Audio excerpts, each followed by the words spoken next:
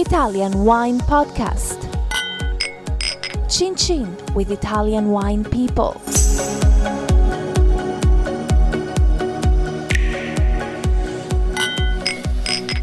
This podcast is brought to you by Native Grape Odyssey. Native Grape Odyssey is an educational project financed by the European Union to promote European wine in Canada, Japan, and Russia. Enjoy. It's from Europe. Hello, thanks for tuning into the Italian Wine Podcast. Our channels are SoundCloud, iTunes, Spotify, and Himalaya FM. We're also widely available on other podcast apps. Our official website is italianwinepodcast.com, and that's all one word. If you're using iTunes, feel free to rate the podcast or write a review. Thanks. Hello, this is the Italian Wine Podcast with me, Monty Waldin. My guest today is Giovanni Luigi Brumat from the Cantina Toblino in Madruzzo in the province of Trento in northern Italy. Welcome. That's right. So Giovanni, how big is when was the Cantina Toblino, the cooperative, established? The cooperative was established in 1960 by a small group of wine growers. Actually, at the time, there were almost 30 wine growers there, and they tried to develop this winery. And at first, only about table wines based on local grape varieties that were Nosiola for the whites and Schiava for the reds. So it was quite an interesting story. Then in the next decades, it developed, and the number went up to 600, more than 600 actually right now. More than 600 growers? Yeah, wine growers. And then we have more than 800 hectares, but a particularity of our cooperative is that we have also a privately owned winery of 40 hectares in front of the main building that is 40 hectares in just one block and is totally certified organic. And that allows us to develop a kind of innovation system also for our wine growers and to start the organic conversion back in 2012. Yeah, you've actually got, my figures have got you've got 10% of the organic vineyards in Trento province. Yeah, that's right. Actually, nowadays, almost 1/3 of our total hectares are certified organic, meaning that we have around 300 hectares of organic production. Okay, let's talk about the wines. You mentioned two varieties there, Nosiola, which is white. What are the characteristics of Nosiola from your cooperative? Nosiola is a very nice variety in my opinion, because even though it's a neutral grape variety, it allows us to do different kinds of wines, starting from an easy-to-drink wine that is quite fresh from the previous harvest, meaning that it undergoes only still refining. Then we have two other selection wines. One of them is put in oak barrels for 6 years, which is quite interesting, but the thing is that the barrels are very big, so 30 hectoliters barrels, meaning that the impact of the wood is not too strong. This is a dry white Nosiola. Yeah, it is a dry white. Then we also have a kind of late harvest Nosiola based, but is still a dry white that undergoes 1 year in acacia tonneau and 2 years in stainless steel to stabilize the wine and to bring it and make it more integrated. But that's not the Vin Santo, is it? No, it's not. Okay, tell me about the Vin Santo. What's on Nosiola? Yeah, that's great wine, great sweet wine that this year was named the best sweet wine in Italy by Gambero Rosso. So it was kind of a really nice award for us. Vino Santo history starts in the early 20th century, but Cantina Toblino at the beginning. So back in 1965, they started to make the first Vino Santo of Cantina Toblino,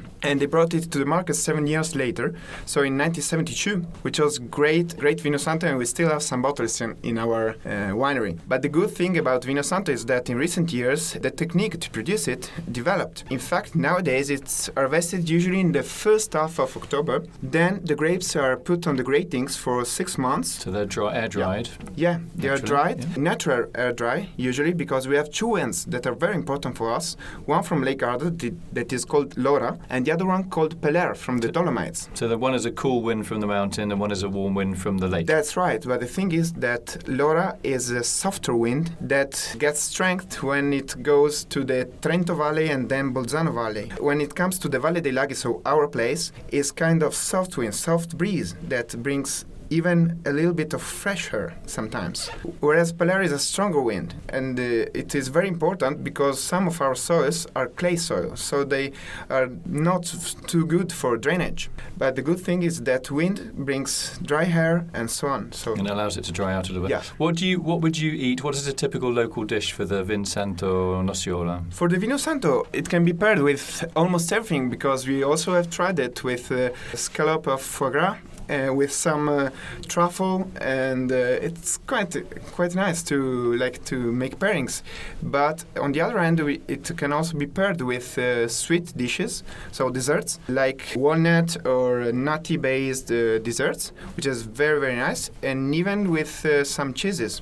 So do you have any local cheeses? Actually, we have some local cheeses, but the thing is that with Vino Santo we look more to like herbal-based cheese or blue cheese with blue cheese, blue cheese or grey cheese, that's right. So like gorgonzola or roquefort or something like that. You can't name a French cheese in the Italian Wine podcast. You get told off for that. Okay, so you mentioned Schiava. No? Schiava is called Vernache or Trollinga. Tell me about your red wine made from Rebo. What do you want to start with, the Schiava or the Rebo? Tell me about your red wine. With Rebo. I will start with Rebo, which is quite important for us. Yep. Meaning that we have two different kind of Rebo-based wines. One of them stays in oak barrels for just 12 months, so it's kind of easy to drink red wine, not too complex. And whereas on the other end, we have another product, again, late harvest, first week of October, with a very particular terroir. Actually, it is not totally Rebo because it's 90 to 95% Rebo and 5 to 10% other crossings from Rebo Rigotti. Rebo Rigotti was somehow linked to Valle dei Laghi producers and terroir because he was from a small village there, and then he worked for a long time in San Michele l'Adige and also in Conegliano. So he worked there as a researcher, professor, botanist, botanist and genetist. And he created this crossing. Yeah. Called you call it Rebo. Rebo, it's a crossing between Teroldego and Merlot. Very nice varieties. Also a very good variety to make both dry reds and also sweet reds, because in our area we do like this kind of dry red, and we also do Reboro. There are some wine growers and wine producers that do Reboro, which is kind of sweet wine, we can say licorice wine, but actually it's very, very good. It's an amazing variety. How is it sweet though? Is it just, do you stop the fermentation or do you pick the grapes a little bit shriveled and overripe? In our case, we just do the dry red. Okay. Yeah, but the thing is that it's late harvest, then we do a maceration of 22 days in trunk conical shaped vasts, and then after that it stays in these trunk conical vats and in small parts, so in a smaller tonneau of 600 liters for at least 3 years. So it's a wine that develops with time without too much tannins, because Rebo is a grape variety that can give tannins, but if you're careful during the maceration and during the contact with oak, you allow a better structure but not too strong tannins. Very soft, very smooth. Our entry-level Rebo is easy to drink, not to be kept too much in the bottle, whereas our premium Rebo can be kept in the bottle for decades, as it has a really nice structure, really nice body. At itself, it's quite unique because it's a little bit of oxidative character, so it's very complex in terms of primary, secondary, and tertiary aromas. Very nice flavors, spiciness, and chocolate aromas. So how important is tourism to you in your area? It's very important for us because, for instance, we are very close to Lake Garda and to Madonna di Campiglio.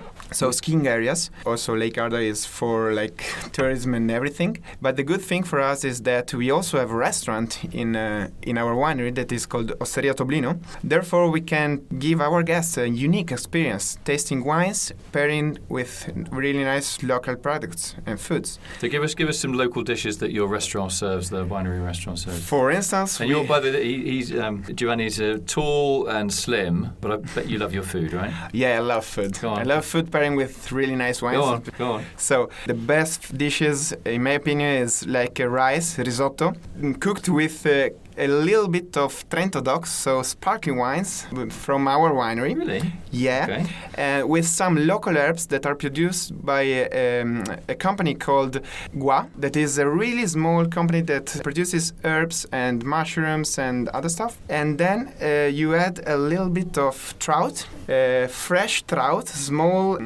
pieces of fresh trout, and it is perfect. And you finish it with a little bit of balsamic. That's it. So you put it on the plate and a tiny bit of balsamic vinegar, and that's it. Yeah, just some drops of. Did you used to work in a restaurant? No, I don't.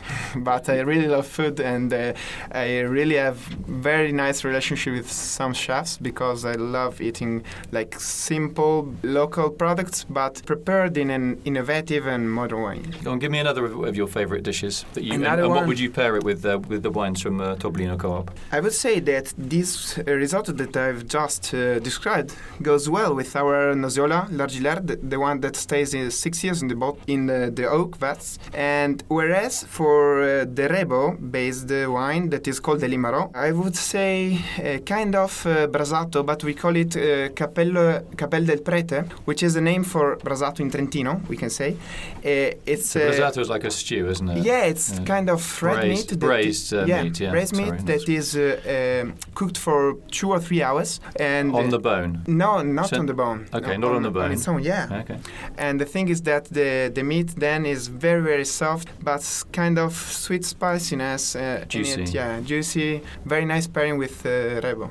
When they cook that, do they add any herbs to it, or do they just leave the meat in its juice and that's it? They leave the meat in the juice and they add kind of sweet spices just to develop a little bit of more flavor. And then they prepare the so-called brown sauce to make it even softer. So in the brown sauce, is it like a reduction or? Yeah, it is. It is kind of reduction. So the juices that come out. Okay. And then our chef does a kind of topinambur mashed potatoes. Mashed topinambur, I don't know what's. Topinambur is it's Jerusalem artichoke. Yeah, and then we add also a little bit of vegetables that are cooked slowly in the honey. So they this kind of bitterness with some sweetness coming from the honey. It's very, very nice plate. It sounds delicious and also very sort of simple. Anyway, not dishes that require millions of different stages to do. It's just you get good ingredients, and once it's prepared, you heat it up, and that's pretty much it. Yeah, and then just presenting them to our customers in a very nice way with a really nice plate and things. So in terms of the region as a whole, how important is tourism? Because France is very close, Germany is very close. It's very important because Milan is fairly close, a very wealthy city. So how does that work? It's very important. In fact, every year we have more than 30,000 people in our winery for lunch or dinner or even just to visit and have a tasting with us. But the good thing for us is that we work closely with some local tourism agencies, hotels and so on. And we are also friendly with bicycle tours and so on, which is very important in Valle dei Laghi and Lake Garda. There are lots of tourist agencies that allow people, especially German-speaking people, to rent a bike and then to have a really nice tour, both for beginners or for experts, meaning that we have a huge passage of bicycles and cars also and so on. You've got a couple of projects going on at the moment in the cooperative. One of them is with Luca D'Atoma, that's right, consultant, and the other one is to do with training your wine growers, your grape growers. So can you just explain the project with Luca first? Who is Luca D'Atoma and what is he helping you with? And then talk about the vineyard training. Okay, so Luca D'Atoma is a project that has been created 2 years ago. Actually, he's working closely with our agronomist and enologist. So it's a project that starts in the vineyard. So choosing the best grapes and the best vineyards, places, parcels to select the best grapes and to bring them to the winery and then to make outstanding wines. So basically what it seems like he's doing is the sort of almost terroir mapping. Yeah, terroir mapping, and also doing something in the vineyard with our enologist, choosing the best barrels from France and then trying to make some experiments because we also use amphoras that are made by Tava, which is a local producer of amphoras. Then we do these wines that will be 5 wines, 3 whites and 2 reds. The thing is that the whites are made for 70 or 80% in amphoras, 10 to 20% in oak, and 10% is still. So they are very, very nice. They will be very complex wines. And the good thing is that amphoras is used by us not to make natural orange wines, but just to have longer maceration processes lasting for 7 months or so, just to bring more complexity and this kind of minerality, sapidity to the wine, but not changing the color of the wine. Okay, that's interesting. So you'll get a little bit more colour there, won't you, on the skins? But Yeah, a little bit. You're not going for full orange. No, not full orange. They just turn a little bit more golden in color.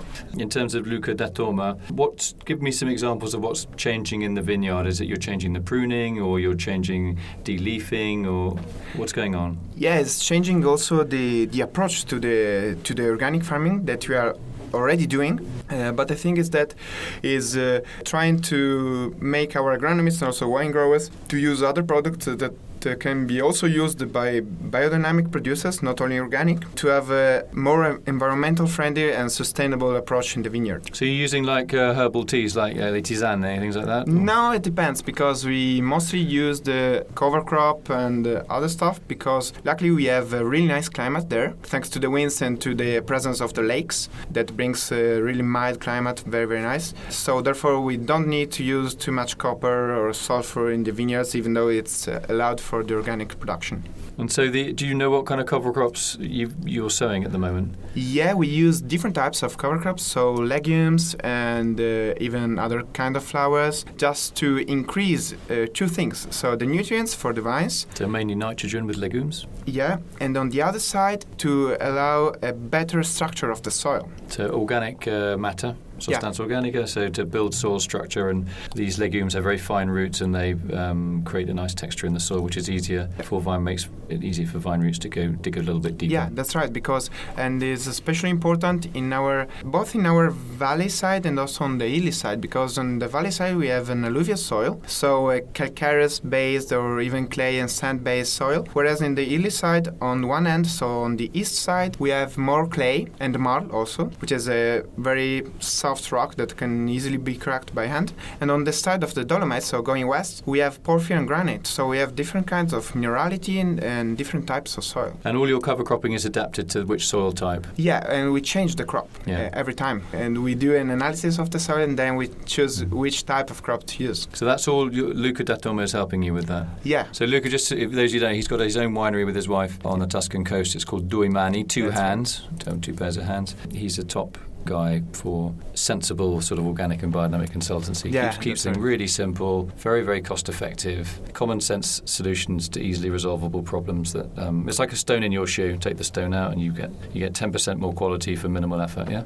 That's right. Yeah. And the good thing for us is that he's also working closely with our wine growers. So going back to the second project that we have about training and formation of our wine growers, it's very, very nice, because we usually bring different experts and professionals and professors from university and so on to talk about different topics, starting from the viticulture, going to the agronomy, enology, and talking about also innovation, so high-tech and so on, just to bring some new things to our winery and to develop our quality, because we are very focused on quality and respect for the environment, which is a very important topic nowadays, and we invest also a lot of money on it. Yeah, I mean, a lot of people come on this podcast and talk about sustainability, etc. But in this case, Cantina Toblino has been doing it for a long time. You're just fine-tuning now, aren't you? Yeah, that's right, because the thing for us is that we care about people. As a cooperative, we are very focused on the well-being of our people and the well-being of our vines. So the good thing for us is that our wine growers have less than 1.5 hectares each of vineyards, so they care about it by hand, and they choose even during the green harvest, so like choosing the best leaves and the best grapes during the maturation and so on. But the average size is small, but that's on sometimes some very steep slopes, is that right? Yeah, that's right, because our vineyards goes from 100 meters above sea level on the valley up to 750 meters on the hilly side, on both east and west. That's extreme. That really is extreme viticulture in terms of the solar effect and drainage, obviously on the hillside, wind, very dry, arid, difficult conditions. I mean, perfect for vines, but tricky for humans. I imagine a lot of the work is done by hand. Yeah, that's right. That's correct. And the good thing for us is that we also want to keep the tradition alive. So we still have some pergolas pergola trentina, which is was the most common system for vineyards back in the 50s, I would say. Then it changed a little bit in the 70s and 80s thanks to the introduction and success of international grape varieties.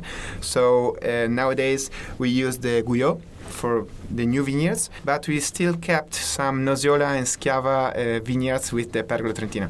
Great. Okay. So I want to say thanks to my guest today, Giovanni Luigi Brumat from the Cantina Toblino in Madruzzo in the province of Trento in northern Italy. A lot of little stories there. The food and the sustainability and the organics and I think the social side has come through very clearly in what you've been saying, and the importance of cooperatives are often disparaged and sometimes rightly so, but if we think about what's happening with our planet at the moment, having a group of people around you that can offer advice and solidarity can be very reassuring. So, and yours is a small cooperative, but a historic one that has got a track record of working really well. Yeah, thank you a lot. Yeah, you didn't pay me to say that. That's what I think, and your wines do very well in our 5-star wine tasting. Thank you a lot, tastings, Monty. and they're winning prizes because they're good wines. Thank you. Yeah, thanks a lot. It's really nice to meet you. Nice to meet you too. Buona continuazione. Grazie.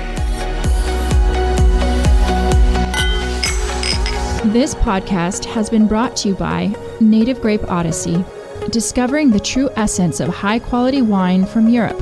Find out more on nativegrapeodyssey.eu. Enjoy.